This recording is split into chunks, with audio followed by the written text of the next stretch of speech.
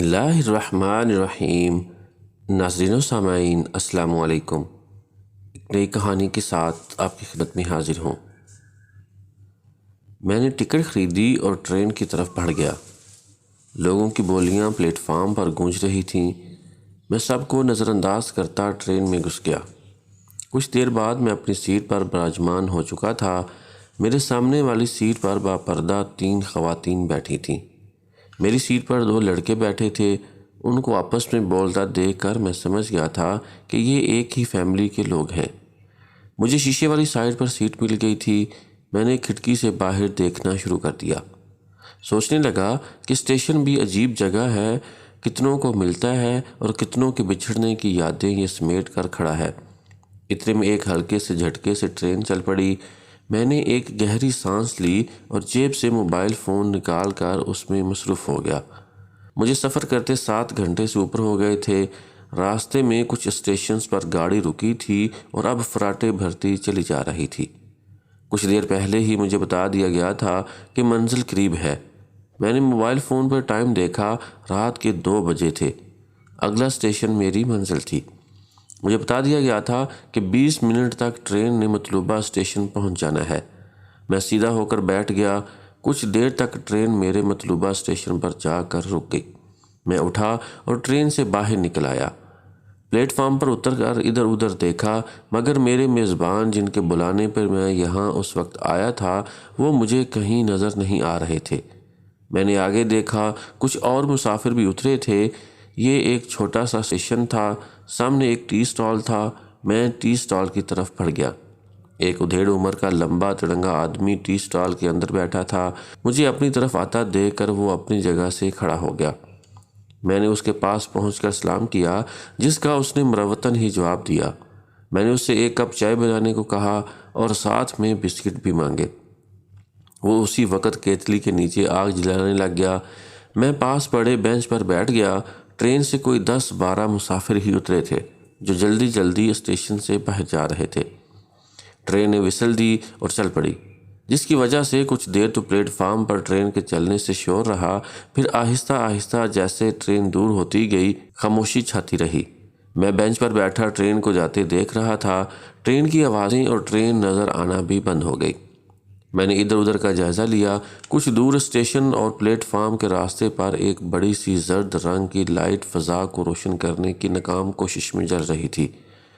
میرے کانوں میں اسٹوو کے چلنے کی آواز آ رہی تھی، ساتھ میں فضا میں پھیلی چائے بننے کی مہک بتا رہی تھی میں مزیدار چائے پینے والا ہوں۔ کچھ دیر بعد چائے والے نے بسکٹ اور چائے کا کپ میرے آگے لا کر رکھ دیا۔ چائے میرے اندازے سے کہیں زیادہ مزیدار تھی۔ خیر، چائے سے فارغ ہو کر میں نے چائے والے کے پاس جا کھڑا ہوا، اس سے کچھ دیر بات چیت کی اور دوبارہ بینچ پر آ کر بیٹھا۔ اسی اثناء میں اسٹیشن کی چھوٹی سی عمارت سے 2 بندے نکلے، جن کے پیچھے کا منظر دیکھ کر میں چونک اٹھا اور میری زبان پہ تیسرے کلمے کا ورد جاری ہو گیا۔ پلیٹ فارم کی سیڑھیاں چڑھ کر پلیٹ فارم پر آ کر ان دونوں نے ادھر ادھر دیکھا۔ جب ان کی نظر مجھ پر پڑی تو وہ دونوں جلدی جلدی چلتے میری طرف آنے لگے۔ میں غور سے ان کو اپنی طرف آتا دیکھ رہا تھا، مگر اب میرے چونکنے کی وجہ ختم ہو گئی تھی۔ دونوں کی عمر تقریباً 50-55 کے لگ بھگ ہوگی۔ دونوں کی ماشاءاللہ ریش تھی۔ میرے پاس آ کر دونوں نے خوش دلی سے سلام کیا اور میں کھڑا ہو گیا۔ سلام کا جواب دیا۔ ان میں سے ایک نے کہا، معذرت، کچھ منٹ دیر ہو گئی، دراصل گاڑی کا ٹائر پنکچر ہو گیا تھا۔ میں نے اسے کہا کہ کوئی بات نہیں، میں سمجھ سکتا ہوں، ویسے آپ کا دیر سے آنا میں نے محسوس نہیں کیا۔ تھوڑا اور رسمی باتوں کے بعد ان میں سے ایک نے کہا، چلے؟ میں نے کہا، نہیں، ابھی نہیں چلنا۔ انہوں نے ایک دوسرے کی طرف دیکھا اور ہچکچاہٹ بڑے لہجے میں پوچھا کہ کیا وجہ، خیریت تو ہے؟ میں نے کہا، بالکل خیریت ہے، بس کچھ دیر آپ سے یہاں باتیں کرنا چاہتا ہوں، پھر اس کے بعد چلتے ہیں۔ دونوں نے ایک دوسرے کی طرف دیکھا۔ ان میں سے ایک نے کہا کہ جیسے آپ کا حکم، اور اونچی آواز میں چائے والے کو 3 کپ چائے کا کہا۔ میں نے کہا، چائے تو میں آتے ہی پی چکا ہوں، مگر اس بھائی صاحب کی چائے ہی اتنی مزیدار ہے کہ دوبارہ سے پی لوں گا۔ میں نے یہ کہتے ہوئے چائے والے کو دیکھا، مگر وہ منہ نیچے کیے اپنے کام میں مصروف تھا۔ میں بینچ پر بیٹھ گیا۔ ان میں سے ایک میرے ساتھ اور دوسرا ساتھ والے بینچ پر بیٹھ گیا۔ پلیٹ فارم لوگوں سے تقریباً خالی تھا۔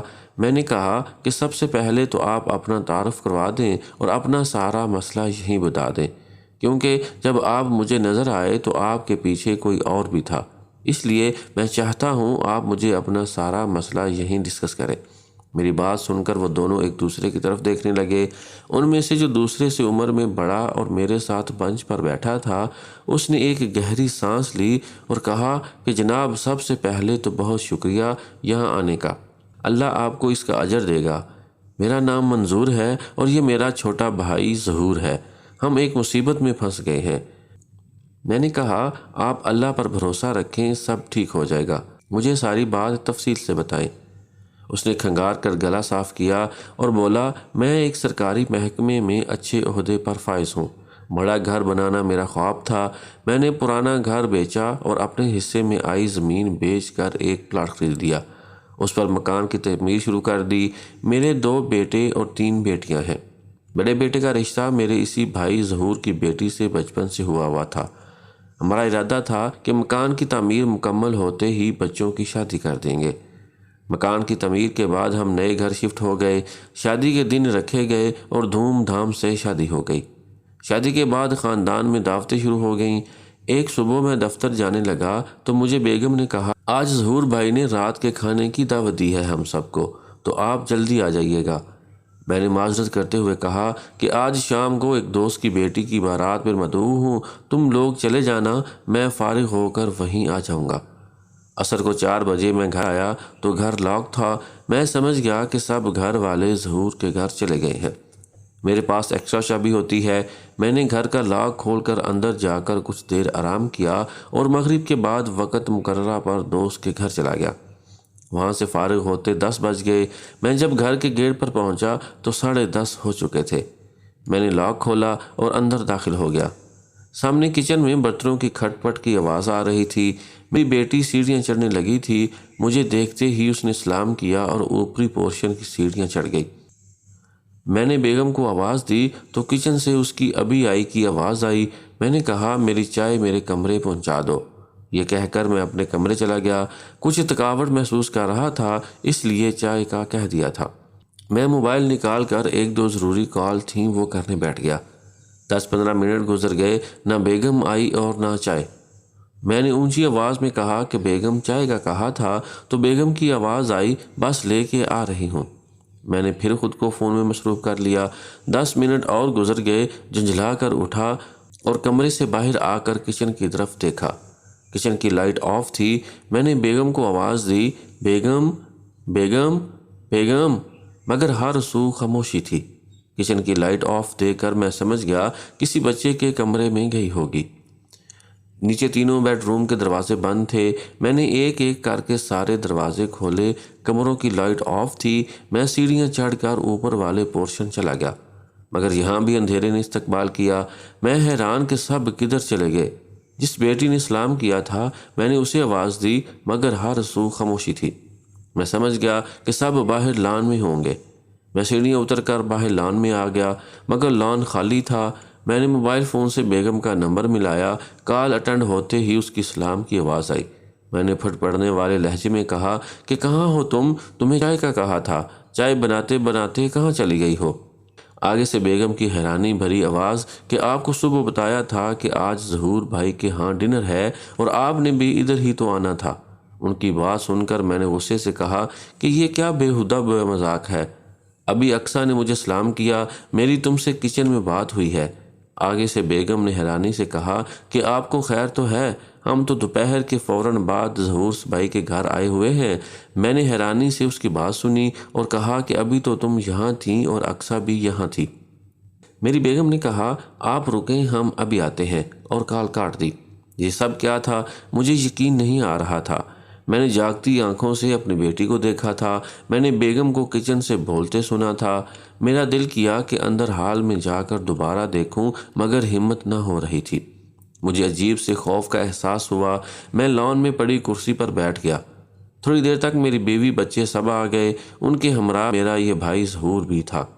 ہم ہال میں جا بیٹھے۔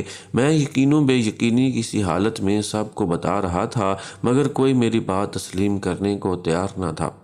میری بیگم بولی، اچھا شاید آپ تھک گئے ہیں، آپ سو جائیں۔ ان سب کی باتیں سن سن کر مجھے بھی یقین ہو چلا تھا کہ شاید یہ سب میرا وہم تھا، مگر جاگتی آنکھوں سے اتنا واضح وہم کیسے ممکن ہے؟ خیر، اس واقعے کے بعد سب نارمل ہو گیا۔ کچھ دن بعد بیگم سٹور کسی کام گئی اور گھبرا کر باہر نکل آئی۔ بقول اس کے سٹور میں گھٹنوں میں سر دیے ایک بوڑھی عورت بیٹھی ہے۔ بڑا بیٹا گھر تھا، وہ سٹور گیا مگر سٹور میں کوئی نہ تھا۔ میں آفس تھا، اس وقت مجھے بیٹے کی کال آئی۔ میں گھر پہنچا، بیگم قسمیں اٹھا رہی تھی کہ اس نے وہ عورت دیکھی ہے۔ ہم سب حیران تھے۔ خیر، کچھ دن اور گزر گئے۔ میرا بیٹا جس کی شادی ہوئی ہے وہ ایک رات دیر سے گھر آیا۔ اس کی بیوی اپنے میکے تھی۔ وہ کہتا ہے، جب میں اپنے کمرے میں جا کر بیڈ پر بیٹھنے لگا تو اسے اس کی بیوی کی آواز آئی کہ آ گئے ہیں، تو اس نے بے ساختہ کہا ہاں جی، اور چونک کر ادھر ادھر دیکھا مگر کمرہ خالی تھا۔ وہ بھاگتا ہوا نیچے ہمارے بیڈ روم میں آیا۔ میں سو رہا تھا۔ اس نے اپنی ماں کو بتایا تو اس کی ماں نے مجھے اٹھا کر ساری بات بتائی۔ میں سر پکڑ کر بیٹھ گیا کہ یہ کیا میرے گھر میں شروع ہو کھڑا ہے۔ اگلے دن ایک کولیگ سے مشورہ کر کے اس کے جاننے والے عامل کے پاس گئے۔ اس نے حساب کیا اور بتایا کہ آپ پر تعویذ ہیں اور تعویذوں کے تابع مخلوق آپ کے گھر آپ کو تنگ کر رہی ہے۔ یہ سب اسی کی وجہ سے ہو رہا ہے۔ اس عامل صاحب کی بات سن کر میری پریشانی مزید بڑھ گئی۔ میں نے پوچھا کہ اب اس کا حل کیا ہے؟ تو عامل صاحب نے کہا کہ مجھے کل آپ اپنے گھر لے جاؤ۔ اگلے دن میں انہیں کولیگ کے ساتھ جا کر عامل کے گھر لے آیا۔ عامل صاحب نے پورے گھر میں گھوم کر دیکھا اور بولے پورا گھر اسیب سے بھرا پڑا ہے، میں گھر بھی صاف کیے دیتا ہوں اور سب کو جلا دیتا ہوں۔ عامل صاحب حال میں کمرے میں آلتی پالتی مار کر بیٹھ گئے اور منہ ہی منہ میں کچھ پڑھنے لگے۔ میں، میرا کولیگ اور میرا بڑا بیٹا ساتھ پڑے صوفے پر بیٹھ گئے۔ عامل صاحب کو پڑھتے کچھ 10 منٹ ہوئے ہوں گے کہ حال میں ایک زناٹے دار تھپڑ کی آواز گونجی۔ آواز تو زوردار تھی ہی، شاید عامل صاحب کے چہرے پر پڑنے والا تھپڑ بھی بہت زوردار تھا۔ آواز سنتے ہی میں نے عامل صاحب کو دیکھا جو ایک گال پر اور دوسرا ہاتھ زمین پر ٹکائے پریشانی سے ادھر ادھر دیکھ رہا تھا۔ اسی اثناء میں ایک اور تھپڑ کی آواز آئی جو پہلے سے بھی زیادہ تیز تھی۔ عامل صاحب کے دوسرے گال پر بھی تھپڑ پڑا تھا۔ تھپڑ کی آواز کے ساتھ ہی عامل صاحب کے منہ سے درد بھری اونچی آہ نکلی اور اس کے ساتھ ہی وہ اٹھ کر ہال کے دروازے کی طرف بھاگے۔ ابھی وہ 4-5 قدم بھاگے ہوں گے کہ ایک اور زوردار تھپڑ کی آواز گونجی۔ اس کے ساتھ ہی عامل صاحب منہ کے بل زمین پر جا گرے اور گرتے ہی اٹھ بیٹھے اور دونوں ہاتھوں سے اپنی کمر مسلنے کی ناکام کوشش کرنے لگے۔ ہم تینوں جو حیرانی سے یہ سب دیکھ رہے تھے اٹھ کر عامل صاحب کی طرف لپکے۔ میں نے عامل صاحب کو اٹھایا۔ وہ بیچارے درد سے لوٹ پوٹ ہوتے ہوئے خوفزدہ نظروں سے ادھر ادھر دیکھ رہے تھے۔ تھپڑ مارنے والا نظر نہ آ رہا تھا۔ میں خود حیران تھا کہ یہ سب کیا ہو رہا ہے۔ عامل صاحب کے دونوں گال لال گلاب بنے کھڑے تھے۔ عامل صاحب نے کمر سے کپڑا اٹھایا، وہاں نلاہٹ بڑا نشان چھپا کھڑا تھا۔ عامل صاحب نے کھڑے ہوتے ہی باہر کی طرف دوڑ لگا دی۔ ہم تینوں وہیں کھڑے رہ گئے۔ عجیب سا خوف مجھ پر طاری ہو رہا تھا۔ میں نے ڈرتے ڈرتے ادھر ادھر نگاہ دوڑائی اور باہر نکل کر گیٹ کی طرف بھاگا، مگر عامل صاحب گیٹ کراس کر چکے تھے۔ میں جب گھر سے باہر نکلا، عامل صاحب دوڑتے دوڑتے کافی دور جا چکے تھے۔ میں نے ان کے پیچھے بھاگنے کا ارادہ ترک کر دیا۔ اتنی دیر میں میرا کولیگ اور بیٹا بھی باہر آ گئے تھے۔ شاید ہم تینوں سچویشن سمجھ چکے تھے۔ میرے کولیگ نے باہر نکلتے ہی مجھے کہا، منظور بھائی، اس میں کوئی شک نہیں رہا کہ آپ کے گھر اسیب ہے۔ شاید اس عالم صاحب کے بس کا کام نہ تھا، ہمیں کوئی اور بندہ ڈھونڈنا پڑے گا۔ میں نے خاموشی سے اس بات میں سر ہلا دیا۔ میرا بیٹا جو اب تک چپ کھڑا تھا بولا کہ ابو، انکل کی بات ٹھیک ہے۔ اس واقعہ کا ذکر گھر والوں سے نہ کیجیے گا، نہیں تو گھر والے مزید خوف میں مبتلا ہو جائیں گے۔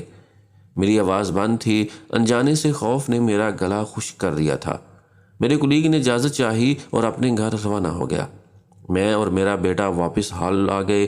باقی گھر والے جو اس وقت اوپری پورشن میں بیٹے کے بیڈ روم میں تھے ان کو نیچے بلا لیا۔ بیگم نے آتے ہی پوچھا کہ کیا بنا، ہو گیا مسئلہ حل؟ میرے بولنے سے پہلے میرا بیٹا بول پڑا کہ جی ہاں، عامل صاحب نے پڑھائی کر دی ہے، آہستہ آہستہ سب ٹھیک ہو جائے گا۔ میں نے کہا کہ اب جب تک سب ٹھیک نہیں ہوتا سب ساتھ ساتھ رہیں اور نیچے ہی سویا کریں۔ بات کرتے کرتے میں سوچ رہا تھا کہ اب کیا کروں، کہاں جاؤں، اس مسئلے کو کس طرح حل کروں۔ وہ سارا دن میں اپسٹ رہا، دفتر سے چھٹی لی ہوئی تھی، ظہور کو کال کر کے بلا لیا تھا، اکیلے میں اسے ساری بات بتائی۔ اس نے ایک عامل صاحب جو کہ دور ایک دیہات میں رہتے تھے ان کے پاس جانے کا مشورہ دیا۔ شام کو ہم دونوں بھائی اس عامل صاحب کے پاس چلے گئے، ان کو سارا مسئلہ بتایا۔ انہوں نے آنکھیں بند کر لیں اور کچھ پڑھنا شروع کر دیا۔ تھوڑی دیر بعد آنکھیں کھول کر بولے، تمہارے گھر تویزوں سے بدروحیں بھیجی گئی ہیں جنہوں نے ایک ایک کر کے تم سب کو مار ڈالنا ہے۔ یہ سن کر میرے تو طوطے اڑ گئے۔ میں نے پریشانی سے پوچھا، اب کیا حل ہے؟ تو صاحب بولے کہ مجھے آپ کے گھر جا کر پڑھنا ہوگا۔ ظہور نے عامل صاحب کی بات کاٹتے ہوئے کہا کہ آج جو عامل صاحب آئے تھے ان کے ساتھ یہ ماجرا ہوا ہے۔ ظہور کی بات سنتے ہی عامل صاحب جلدی سے بولے، نہیں پھر میں یہیں بیٹھ کر اس کا حل کر لوں گا۔ عامل صاحب شرمندہ سے ہوتے ہوئے بولے، میں تویز دے دیتا ہوں، سب گھر والے پی لیں اور کل اور تویز لے جائیں اور گھر باندھ دیں۔ ہم تویز لے کر گھر آ گئے۔ تویز ایک جگہ جگ میں بھگو دیا اور میری بیگم نے سب کو پانی پلایا۔ اگلے دن دوبارہ عامل صاحب کے پاس پہنچے۔ انہوں نے ایک تویز دیا، اسے چمڑے میں بند کروا کے گھر میں کسی جگہ باندھ دیں، سب بدروحیں بھاگ جائیں گی۔ ہم نے وہ تعویذ عامل صاحب کی ہدایت کے مطابق چمڑے میں بند کروا کے گھر کے باہر باندھ دیا۔ اس رات میں نے خواب میں دیکھا کہ کوئی عورت میرے سرہانے کھڑی ہے اور اس کے ہاتھ کیچڑ سے بھرے ہوئے ہیں۔ وہ ان ہاتھوں سے میرے بالوں میں انگلیاں پھیر رہی ہے۔ میری آنکھیں کھل گئیں، خوف کے مارے میرا حلق خشک ہو رہا تھا۔ میں نے بیگم کو آواز دے کر اٹھایا اور اسے پانی لانے کو کہا۔ وہ بھاگ کر پانی لائی اور لائٹ آن کر دی۔ میری طرف پانی کا گلاس کرتے ہوئے میرے بالوں کو دیکھ کر حیرانی سے بولی، یہ آپ کے بالوں میں مٹی کہاں سے آئی؟ میں نے چونک کر بالوں کو ہاتھ لگایا، میرے ہاتھوں کو گیلی مٹی کا احساس ہوا۔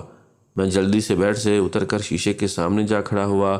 میری حیرت کی انتہا نہ رہی، میرے بالوں میں کیچڑ جیسی گار لگی ہوئی تھی۔ میں جلدی سے واش روم گھس گیا، سر دھو کر واپس آیا اور بیگم کو اپنا خواب سنایا، جسے سن کر وہ خوف اور پریشانی میں مبتلا ہو گئی۔ اگلی صبح دفتر سے چھٹی لی اور اسی عامل صاحب کے پاس ہم دونوں بھائی چلے گئے۔ ساری بات سن کر عامل صاحب نے اس کام سے انکار کر دیا اور کہا کہ یہ میرے بس کا روگ نہیں، آپ کسی اور کے پاس جائیں۔ غرض اس دن کے بعد سے بلا ناغہ کچھ نہ کچھ دیکھنے کو ملتا ہے۔ کبھی واش روم کے تولیے کیچڑ میں بھرے ملتے ہیں، کبھی کوئی بچی ڈر جاتی ہے، جس کسی عامل کا سنتے ہیں وہاں بھاگ پڑتے ہیں۔ کوئی تویز جادو کہہ دیتا ہے، کوئی کہتا ہے پلاٹ پہ بھوتوں جنوں کی رہائش تھی، آپ نے اس پر مکان بنا دیا، اب مکان چھوڑو گے تو جان چھوٹے گی۔ مگر مسئلہ جوں کا توں ہی ہے۔ مجھے روز بروز کمزوری کا احساس ہوتا جا رہا ہے۔ کچھ دن سے بیگم بہت بیمار ہو گئی ہے۔ سب ٹیسٹ کلیئر آئے ہیں، مگر اس کی ٹانگوں اور کمر کا درد ختم ہونے کا نام ہی نہیں لے رہا۔ ہم نے یہ سب واقعات ہر کسی سے چھپا کے رکھے تھے۔ اس دن میری بڑی بہن بیگم کا سن کر اس کی عیادت کے لیے آئی ہیں۔ وہ رات کو سوئی ہوئی تھیں۔ رات کو ان کی آنکھ کھلی، کمرے میں نیم اندھیرا تھا۔ ان کو لگا کہ ان کے سامنے پڑے صوفے پر کوئی عورت بیٹھی ہے۔ انہوں نے پوچھا کہ کون ہو، مگر وہ عورت نہ بولی۔ انہوں نے اٹھ کر لائٹ جلائی، مگر صوفہ خالی تھا۔ صبح ان کے کمرے میں میری بیٹی گئی تو انہوں نے ہنستے ہوئے سرسری سا تذکرہ کیا کہ رات تو میں ڈر ہی گئی تھی، اور ساری بات سنائی۔ بات سنتے ہی میری بیٹی نے ان کو اس گھر میں رونما ہونے والے سارے واقعات سنا دیے، جسے سن کر وہ سیدھا میرے پاس آئیں اور برہم ہونے لگیں کہ بہن بھائیوں سے اس طرح کی باتیں نہیں چھپایا کرتے۔ بدر بھائی نے آپ کا ذکر کیا، میں نے اسی وقت بہنوئی صاحب کو کال کر کے آپ کا نمبر لیا اور آپ سے بات کی، اور اب آپ یہاں ہیں، یہ ایک مختصر حال ہے۔ یہ کہہ کر منظور صاحب خاموش ہو گئے۔ میں جو چائے پیتے ساری بات توجہ سے سن رہا تھا، چائے کا آخری گھونٹ بھرا اور خالی کپ بینچ کے اوپر رکھ کر کھڑا ہو گیا اور بولا، چلیں اب چلتے ہیں۔ ظہور صاحب چائے کا بل دینے کے لیے اسٹال کی طرف بڑھے، مگر اسٹال والا اسٹال میں موجود نہ تھا۔ وہ بولے، اب بل کے پیسے یہاں رکھ دوں۔ میں نے کہا، کل جب جانے لگوں گا تب آپ نے چھوڑنے آنا ہے تو کل دے دیجیے گا، اب چلیں، دیر نہ کریں۔ اگلے دن شام کے وقت میں ظہور اور منظور صاحب کے ساتھ ٹرین کے انتظار میں کھڑا تھا۔ منظور صاحب بہت خوش تھے، ان کے گھر سے وہ نحوست ختم ہو گئی تھی۔ جاتے جاتے اس جننی نے کرسی مجھ پر پھینکنے کی کوشش بھی کی تھی، جو کہ ناکام رہی تھی۔ آپ کے ذہن میں پیدا شدہ سوال کا جواب دے دیتا ہوں۔ منظور صاحب پر نہ کوئی جادو تھا، نہ تویز تھے، اور نہ ہی وہ پلاٹ اسے بھی تھا جہاں انہوں نے گھر بنایا تھا۔ اس شام جس شادی پر منظور صاحب گئے تھے وہاں بارات کا انتظام ایک اسکول میں کیا گیا تھا۔ دوست کی بیٹی کی شادی سمجھتے ہوئے منظور صاحب انتظامیہ میں شامل ہو گئے تھے۔ وہ کھانا جو براتیوں کی پلیٹوں میں بچ گیا تھا منظور صاحب نے اسکول سے ملحقہ ایک ویران جگہ پر پھینکوا دیا تھا، اور وہ جگہ اسیبی تھی۔ جس وقت منظور صاحب وہاں وہ کھانا پھینکوانے گئے وہاں پر ایک جننی کو وہ پسند آ گئے اور وہ ان کے جسم کی خوشبو پر فدا ہو گئی۔ جب وہ واپس لوٹے تو وہ بھی ساتھ ہی آئی۔ اس کے بعد آہستہ آہستہ اس نے اپنی موجودگی کا احساس دلانا شروع کر دیا۔ اللہ پاک کا خاص کرم ہوا تھا مجھ پر، اور میں اس بار بھی کامیاب ہوا تھا۔ مجھے ایک دن پہلے منظور صاحب نے کال کی تھی، بتایا تھا کہ ان کے گھر تعویذوں کی وجہ سے بہت پریشانی ہے اور اپنے پاس آنے کو کہا تھا۔ کچھ دیر بعد ان کے بہنوئی جو کہ میرے اچھے تعلق والے ہیں ان کا بھی فون آ گیا اور میں اب یہاں آیا تھا، مگر جو میں سمجھ رہا تھا وہ مسئلہ نہ تھا۔ یہ معاملہ بہت خطرناک اور گمبھیر تھا۔ مجھے دوران سفر بھی آگاہ کیا گیا تھا کہ یہ مسئلہ بڑی احتیاط سے سلجھانے والا ہے، اور جب یہ دونوں بھائی اسٹیشن کے اندر داخل ہو رہے تھے تو ان کے پیچھے کسی غیر مرئی مخلوق کی جھلک میں نے پا لی تھی۔ ٹرین آ چکی تھی۔ ظہور اور منظور صاحب دونوں بڑی گرمجوشی سے مجھ سے بغل گیر ہوئے۔ میں اپنی سیٹ پر جو کہ شیشے والی سائڈ پر رہی تھی آ کر بیٹھ گیا۔ کھڑکی کے باہر میرے پاس ہی دونوں بھائی محبت بھری نگاہوں سے مجھے دیکھ رہے تھے۔ ٹرین نے وسل دی۔ میں نے کہا رات والی چائے میری طرف سے تھی۔ ظہور صاحب بولے نہیں جناب، میں ابھی اسے جا کر بل ادا کرتا ہوں۔ میں نے کہا کہ جناب اگر آپ کو چائے کا سٹال یا چائے والا نظر آئے تو لازمی بل ادا کر دیے گا۔ دونوں بھائیوں نے سٹال کی سمت دیکھا۔ سٹال وہاں ہوتا تو ان کو نظر آتا۔ وہ تو خدا کا شکر ہے کہ میرے پیار کرنے والوں نے اپنا ایک ساتھی چائے کے سٹال سمیت وہاں پر کھڑا کر دیا تھا، جس کی موجودگی کی وجہ سے وہ افریت آگے نہ آئی، اور منظور صاحب کے گھر بھی اسی سٹال والے نے اسے قابو رکھا اور مجھے مکمل پڑھنے اور حصار کرنے کا موقع مل گیا۔ ہلکے سے جھٹکے کے بعد ٹرین چل پڑی۔ دونوں بھائی حیرانی سے ہاتھ ہلاتے پیچھے رہ گئے تھے۔